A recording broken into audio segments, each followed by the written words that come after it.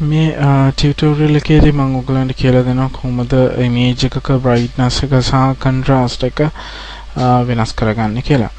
ඉතින් මේ ඔයගොල්ලෝ දැන් දකින ඉමේජ් එක ඔයගලන්ට පේනවා ඇති තරමක් දුරට over expose උන ගතියක්. ඒ කියන්නේ අපි ෆොටෝග්‍රාෆ් එක ගද්දී ඉමේජ් එකට මේ ෆොටෝ එකේ ලයිටින් ප්‍රමාණය තරමක් වැඩි වෙලා තිබෙනවා.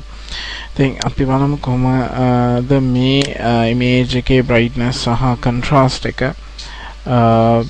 ගැලපෙන අයුරින් වෙනස් කරගන්න කියලා Photoshop භාවිතා කරලා. ඉතින් මම මුලින්ම image එකේ image menu එකේ adjustments වලට ගිහලා adjustments වලින් brightness සහ contrast කියන මේ option එක select කරනවා. මෙහි brightness සහ contrast කියන sliders දෙකක් තිබෙනවා. ඉතින් මෙහි අපි slide එක දකුණු පැත්තට ගෙනියද්දී brightness සහ contrast එක වැඩි වීම සිද්ධ වෙනවා. ඒ වගේම slide එක වම් පැත්තට ගෙනියද්දී brightness සහ contrast එක අඩු වීම සිද්ධ වෙනවා. මුලින්ම brightness slide එක මේ image එකේ brightness එක වැඩි. ඉතින් ඒ නිසා අපි අඩු කර යුතුයි.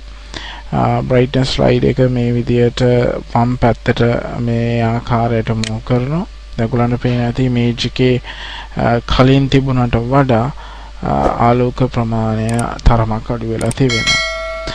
ඊළඟට මම කරන්නේ contrast slide එක මෙන්න මේ විදියට දකුණු පැත්තට ගෙන යනවා. එවිට මේ image එකේ contrast එක ඔයගලන්ට පෙයි වැඩි වීමක් සිද්ධ වෙනවා මෙන්න මේ ආකාරයට.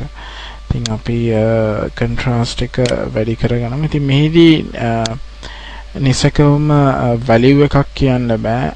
අපිට image එක ගැලපෙන අයුරින් මේ brightness සහ contrast sliders වෙනස් කරලා මේ image වල brightness සහ contrast එක සකස් කරගන්න පුළුවන්.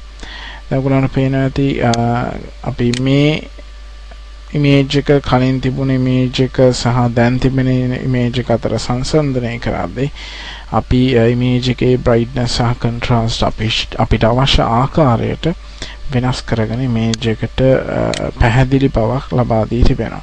ඉතින් මේ ආකාරයෙන් තමයි අපි Photoshop වල image එකක brightness එක සහ contrast එක වෙනස් කරන්නේ. ඉතින් brightness එක සහ contrast එක අපිට අවශ්‍ය පරිදි සකස් කරගත්තට පස්සේ ඔයගලන්ට පුළුවන් OK button එක click කරන්න. ඒ වගේම අපිට මේක cancel කරන්න අවශ්‍ය නම් ඔයගලන්ට පුළුවන් Alt key එක press කරන්න. Alt key එක press කරද්දී ඔයගලන්ට පේනවා ඇති cancel button එක reset button එකක් බවට පත් වෙනවා. ඊට පස්සේ අපිට පුළුවන් මේ reset button එක click කරන්න. ඒ විට නැවතත් අපි මුල් තිබුණු image එකටම අපිට ලැබෙනවා. ඒ වගේම නැවතත් අපිට පුළුවන් brightness සහ contrast එක අපිට අවශ්‍ය පරිදි වෙනස් කරගෙන මේ විදියට image එක සකස් කරගන්න.